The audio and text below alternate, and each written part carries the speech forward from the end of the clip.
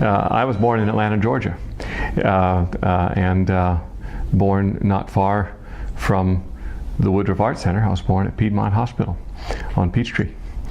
My mother was born in Atlanta, and her mother was born in Atlanta. My father was born in Vienna, Austria. So I have I have deep Atlanta roots, and I also have a Viennese heritage as well.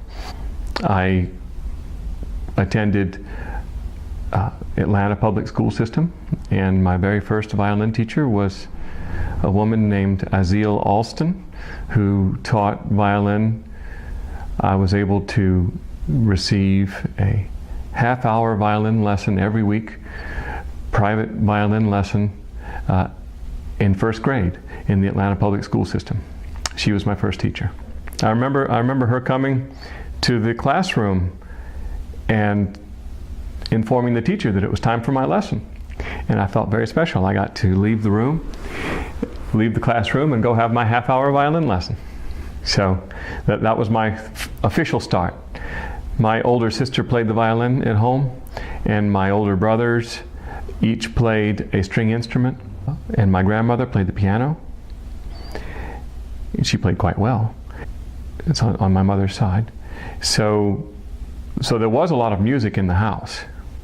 I think part of the reason I started playing the violin was to be like my older brothers and sister. I wanted to be like them and play an instrument too. Both my parents love the arts, and since my mother's mother studied piano and taught piano, and it turns out my father had a part-time job as a schoolboy working in the Volksoper in Vienna. He was one of the people stationed around the house to begin applauding at the end of arias.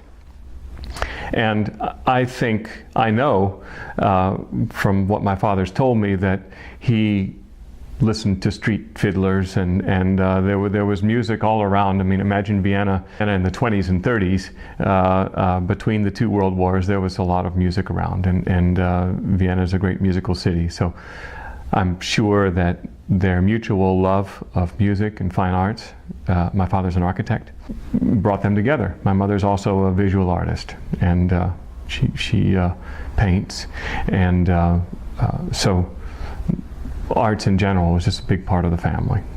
So after just a couple of years, I guess, of taking violin lessons in the public school system, I got a private violin teacher, a man named William Hutchins, who the former member of the Atlanta Symphony Orchestra, and he was my violin teacher for several years. And he was a great influence on me.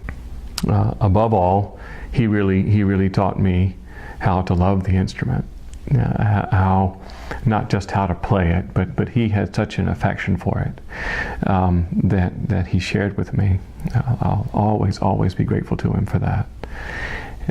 I went to Westminster High School, which did not really have much of a music program in those days. No music program at all, actually. They had a band. They had no orchestra, and music was not a credit course. But I led the high school orchestra in their musical productions, and I kept on practicing the violin through high school. But my focus in high school was on academics. That's really what Westminster's famous for. I did not decide to become a musician or even consider music as a profession until I was 17 years old. My parents recognized my talent, but they didn't wish to make that decision for me and send me off to a conservatory preparatory school. They could have, I suppose, when I was 12, 10, when people began to comment on my talent to them. But they're not professional musicians. Their parents were not professional musicians. They knew it was a difficult profession. They didn't see me practicing 2, 3, 4, 5, 6 hours a day. In fact, they had a hard time getting me practice for 30 minutes a day for many years. I only started practicing, really started working seriously at it when I was maybe 16, 17 years old, and then really buckled down when I got to the University of Michigan School of Music. That's where there were so many people who played so much better than me that I really wanted to be like them, at least as good. So that environment really got me going, and that's where I think it was at the university that I really began to fall in love with the music and the emotional content of the music. I think develop a more mature understanding of why the music mattered. Atlanta and Georgia, back in the 70s and 80s, when I was coming along, was a smaller pond than it is now, and I think I was concertmaster of the Atlanta Symphony Youth Orchestra, and had top positions in the all-state orchestra if I chose to do that. So I was unaware of just how many good fiddlers, good musicians were out there until I went off to the university, or maybe some summer program. Yeah, and I don't think it was so much that I had to be better than the others, but I felt like I wanted to be at least as good. Right. I was lucky enough to study in Salzburg. I won a scholarship. The Atlanta Pro Mozart Society has each year a scholarship audition, and I won that, and it paid my way to go study in Salzburg for 6 weeks one summer. So that was a great opportunity. I believe I saw my first opera in Salzburg, and it was Mozart's Idomeneo, and I missed the first act, and the tickets were exorbitant, and $200 or $300 for a ticket, and there was a man standing outside who was selling tickets. Actually, he had 2 tickets, and he was waiting for his date, and I said, "Are you going to go listen to the opera or not?" And he said, "No." I said, "Well, what are you going to do with these tickets?" And he said, "Well, I'm just going to hang on to them." And I said, "Why don't you sell them?" And this was all in German, our conversation. He said, "Well, I'm not going to sell them on principle." He was very disappointed, I guess, not to miss the opera himself, but he didn't want to sell the tickets, certainly not sell them for less money than he paid for them. And I explained to him that I was a music student from the United States, and that it was important to me to go and hear this opera. And I think I even said, when Pavarotti was my age, he probably didn't have enough money to buy a ticket either. This man gave me a ticket. I took the bus home, I put on the best clothes I had, and came back and listened to the rest of the opera. It was a great seat and a great experience. I auditioned for Yehudi Menuhin in Gstaad, Switzerland, because I wished to attend the International Menuhin Academy. That academy had about 18 people in it: violin, viola, cello, and double bass. So I think there was room for 9 or 10 violinists at that academy, and so there were 1 or 2 positions available, and I auditioned and was accepted and received a full scholarship and tuition and a living stipend, and studied in Gstaad for 2 years at the Menuhin Academy. And that was a thrill, and there we had 18 students from, I believe, 11 countries, from all over the world, came to Gstaad to study with Menuhin and to study with Alberto Lysy, who was actually living there. And we performed with Alberto Lysy and the Camerata Lysy, and we toured and recorded with Yehudi Menuhin when he had time to come join us in Gstaad and give master classes and private lessons. That was in 1986, 1987. But we recorded with him the 4 seasons, for example, at Abbey Road Studios, an EMI recording, and he was still playing violin well enough to make recordings. He wasn't just conducting, and when we toured with him, he was playing. So I wish I knew then all I know now about how special it was to be around him, to be there in the Academy. I guess that's normal. When you're in your 20s, you don't always realize just how special things can be. But he was a great teacher. Really emphasized what it meant to be a complete musician. His idea was that we were all sort of ambassadors, and that our technical ability and the ability to make music should serve a greater purpose, to convey musical messages and bring people together, and that it was a sharing experience, and that we were all privileged to be artists.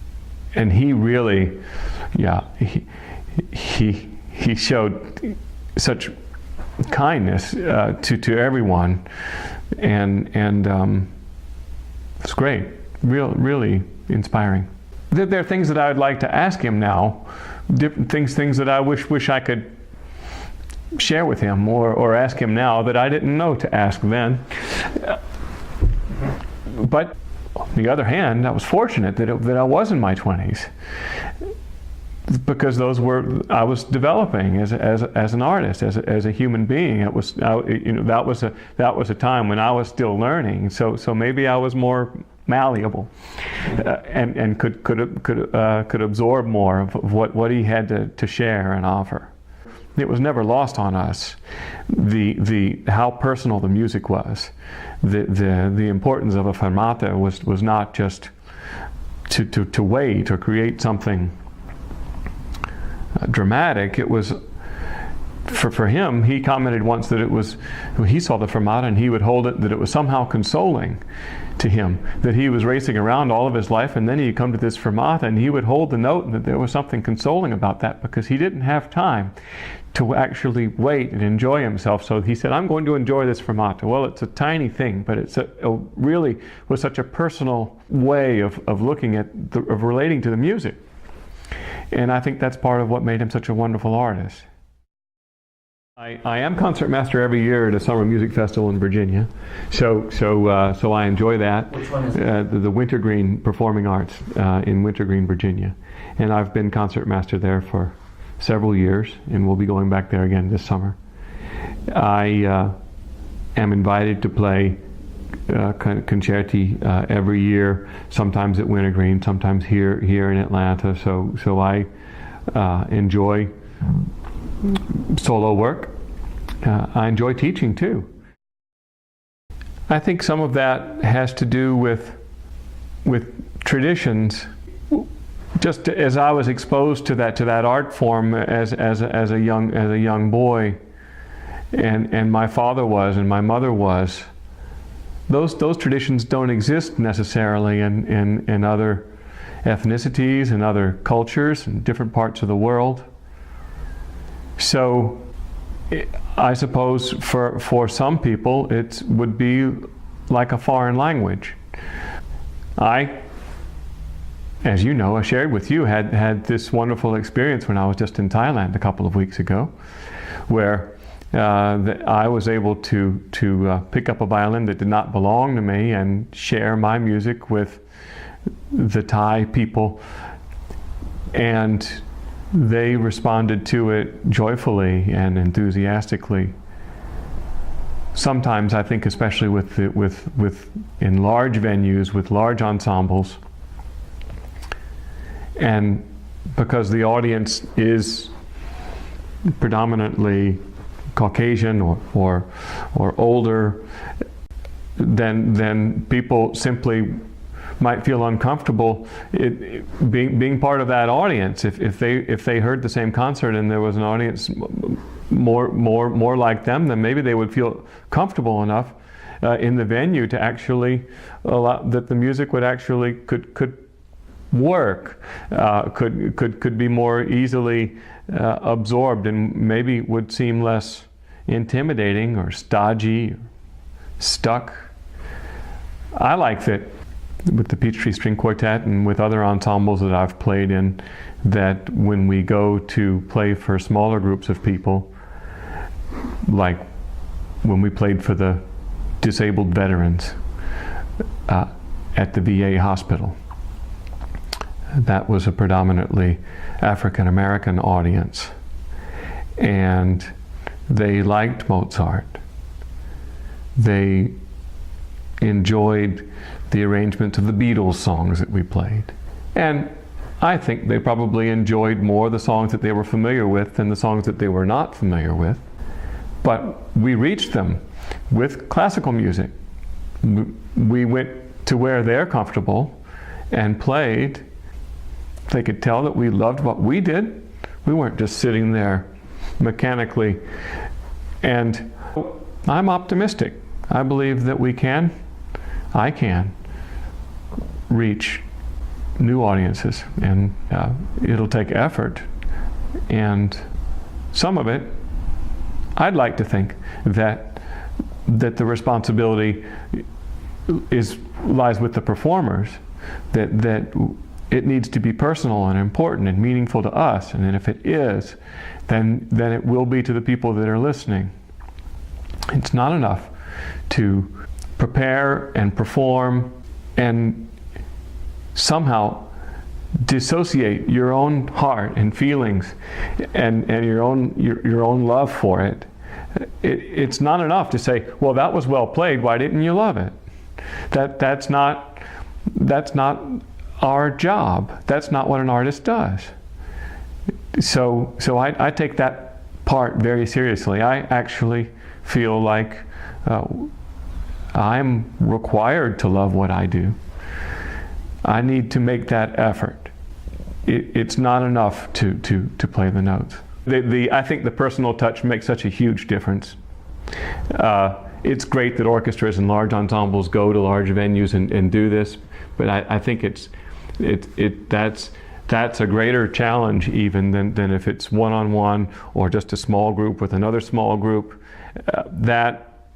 That you have a better chance in a living room or in a school room than in a really large venue where you're trying to make that personal connection.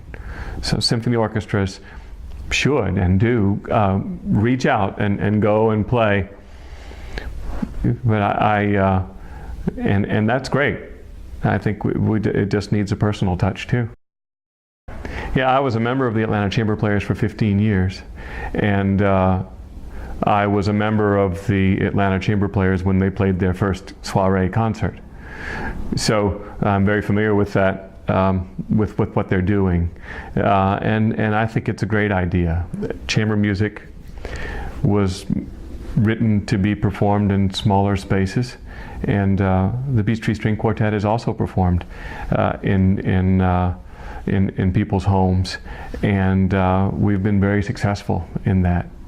We raised money for the Garden Hills Civic Association, and we also played here in the neighborhood in a private residence. So we have a few board members who have actually reached out to me and said that they would like to do something in their home. So, and that's part of what the Atlanta Chamber Players are doing as well. It's not all board members, but certainly some of the board members also host soiree concerts. Some people would rather attend a soiree concert, I suppose, than a concert. That's okay, but I wish everyone who came to soiree concerts would also come to a regular, a more formal concert. But then maybe they don't enjoy it as much. Maybe they feel somehow separated from the music just because there's a stage and there's lights and they have to sit and applaud.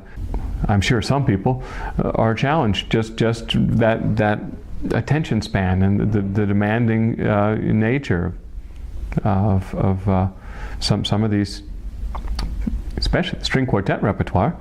Imagine playing a late Beethoven string quartet in someone's home. It wouldn't work. I don't think we could do the whole thing. Just a movement or two.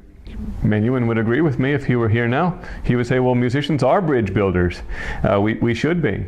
And if playing a quartet arrangement of the Beatles helps people appreciate Beethoven, let's do it. We're finishing our third season. I have always wanted to explore the string quartet repertoire, and for 15 years in the Atlanta Chamber Players, I explored essentially the chamber music repertoire that included piano, or various wind instruments. But I don't believe there is a single genre that can compare to the music written for string quartet. Beethoven's string quartets alone would be enough to keep me busy for a couple of years, just really getting to know them. And then there's Haydn and the Mozart and Shostakovich. So I was drawn to the repertoire. I think that string instruments together, without wind instruments, without percussion or piano, it's a special opportunity for sonority, for intonation, for a mix, for articulation.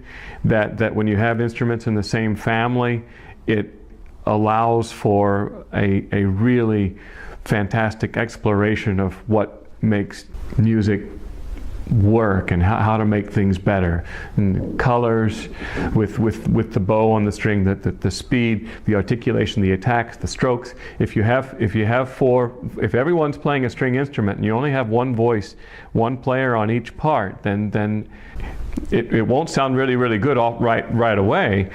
But I think the reward is fantastic. So I wanted to delve into that. The repertoire, I wanted to specifically explore that.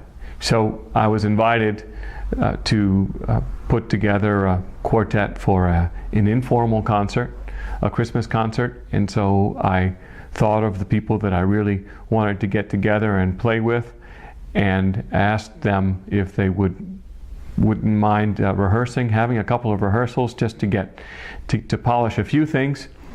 And the rehearsals went really well, and the concert was a big success, and I really enjoyed that. And so that's what really inspired me. Okay, well let's start a group, and that's how we got started. I have to handle the administrative part of it.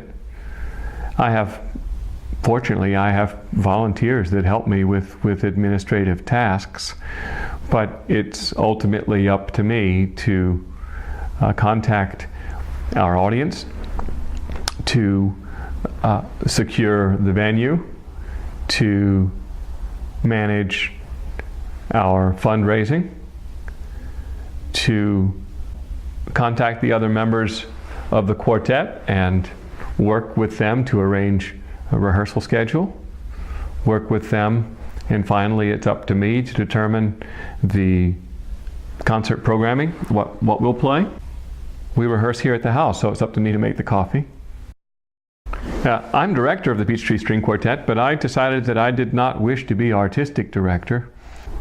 We are 4 equals, and I think for any quartet to be successful, everyone needs to have a say. It's not up to me to decide what the tempo is, for example. That's an artistic issue, but the 4 of us have to work at that. And I'm not the only person who plays first violin in the Peachtree String Quartet. John Meisner also plays first violin, and when he does, I enjoy him being in more of a leadership role, and I think he enjoys it when I am. I hope that our artistic decisions are really made by the 4 of us. I did choose to bring the people together, and that was a big artistic choice. I'm proud of that. When it's time to play together, we're all leaders as members of the quartet. When I say we're all leaders, we're all leading in the sense that we're trying to bring out the best in the other person. You bring to every rehearsal your energy, your enthusiasm, your knowledge and passion, and so I hope the others feel like leaders too. Fortunately, the string quartet repertoire is fabulous. So in some ways, I feel like, and I think the group also to some extent feels, we're sort of like kids in a candy store, where there's so much to choose from. I feel like we have done well so far in our programming, in that we've included works on almost every program that are immediately accessible and winners. But we've also done some experimenting. I think, for example, our next program will be Arriaga and Debussy, and Ken Meltzer will be joining us at this next concert. And we've played so much German music, and we played Shostakovich. In my discussions with other members of the group, we wanted to include other lesser-known composers like we have in other years. Arriaga is not very well known, but he wrote a few string quartets. His String Quartet No. 3 is a very beautiful piece. We want to couple that in sort of Spain and France, a little bit more of a sort of a Mediterranean, so get a little bit away from the German. But we know the Debussy is a very, very popular and very beautiful quartet. So introduce the audience to something they may not know. Have Ken there to talk a little bit about Arriaga and his life, and why we don't know more about him when we really should. We didn't expect Shostakovich to be such a hit. Actually, I was reluctant to schedule it. The audience has really, they've really responded well. I think we, at least at our venue here in Garden Hills, we started with more traditional pieces, and we worked up to including Charles Ives String Quartet No. 1 and Beethoven Opus 135 on the same program. And I was especially pleased with that program, how well it went over, and we had Ken Meltzer join us for that as well. We talked about the Ives, we took it apart, we put it back together again, and it worked, and Beethoven Opus 135 worked. I think that good programming means including variety, contrasting works, but works that somehow can relate to one another, and that's been our goal. I hope actually in the future that we can do more really contemporary works. So because Ives and Shostakovich, they sound modern to a lot of people, but they're not. They're no longer with us, so sooner or later, it's going to be time for us to play works by living composers as well. If the music is played well, and if you play with your conviction and with that sort of personal attachment, emotional content, you can get the message across. You can't just play contemporary music in a mechanical sort of way, as if the contemporary music isn't something that we need to interpret, or something that we don't need to pour our hearts into. So I think that's sort of one of the challenges. The performers need to have that same love and passion for it when they play the contemporary works as they would playing Mozart and Beethoven.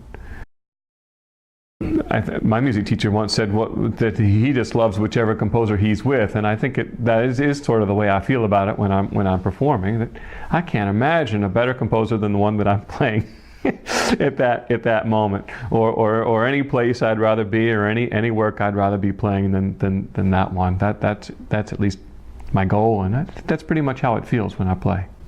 Can't imagine myself playing Dvorak and wishing I was playing some Beethoven. That would just, or if I was playing Philip Glass and wishing that I was playing Mozart, then that's one way for sure that no one's really going to like what you're playing if you'd rather be playing something else.